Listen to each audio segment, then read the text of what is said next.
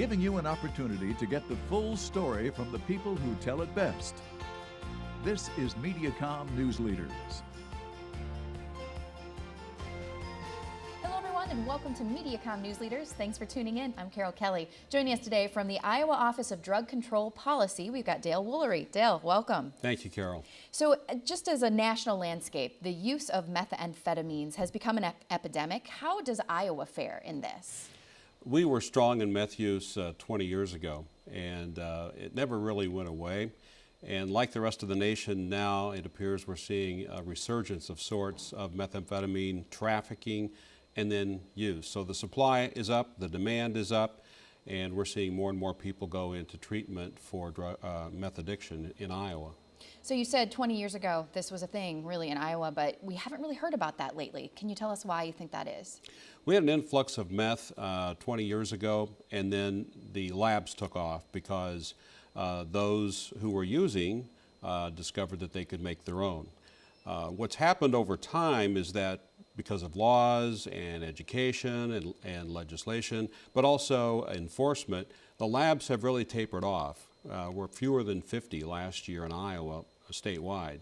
But as the labs have gone down, the cartels in Mexico have made more. They've discovered new ways, better ways, if you will, of making methamphetamine. And so they're sending that into the U.S. And so we're seeing more meth smuggled into Iowa. And we're seeing the demand remain strong because it's a very addictive substance. And about 1/5 of all Iowans who now go into drug treatment report that methamphetamine is their primary drug. And so that's the highest level we've seen. So methamphetamine remains a major problem. We don't hear as much about it, at least we haven't in recent time because of the opioid issue, but methamphetamine is a big challenge. Tell us a little bit about what's different about meth and the use now in Iowa as opposed to 20 years ago when labs were prevalent. Well, the source is different. More of it's coming from the South as opposed to being made in Iowa. It's also a purer form. According to the Iowa Crime Lab last year, the purity rate on most methamphetamine averaged 97%. That's much purer than before. And it tends to come in a crystalline form. We've always seen some of that, but back 20 years ago, most of the methamphetamine was in a powder form. A lot of it now is in a crystalline form called glass or ice because it looks like that. And that's part of the higher purity, the way it's manufactured. And so it looks different, it acts different, it's coming from different sources. But in the end, the result can be the same, and that is addiction.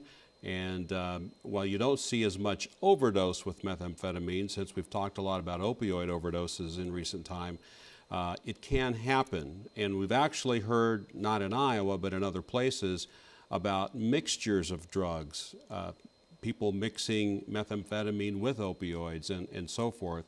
It's a reminder that addiction is a polydrug issue, and it's not limited to opioids or methamphetamine or marijuana. It includes a lot of different substances that have addictive powers. Can we talk a little bit about what's being done to help minimize the trafficking that's happening with meth? Sure. Law enforcement is seizing a lot of methamphetamine because it's coming in larger quantities. So they're seizing pounds in many cases. And in occasional instances, they're seizing methamphetamine in what they call a liquid form. They call it liquid meth, but it's actually being transported as meth in liquid. And so larger amounts are being seized by law enforcement. More people are winding up going to treatment, which is a good thing, and much of that is because of a law enforcement intervention. Someone arrested, that may be their path to treatment. It could also be a path to incarceration because we're also seeing our prison numbers rise, and that's driven in large part, by more people being arrested on meth cases. Is there somewhere we could go to learn a little bit more about what's happening and what's being done? If you need help or if you're not quite sure what to do, yourlifeiowa.org is a helpline type website. And there's a phone number and a text number that can also be utilized by anyone who needs help intervening with a family member or a loved one who maybe has a problem. But also, you can talk with children, make sure they know not to use anything if they don't know what it is or if it's not from a trusted adult. And if you suspect suspicious activity, call local law enforcement. We always appreciate the time, Dale. Thanks for joining us. Thank you. This has been Mediacom News Leaders.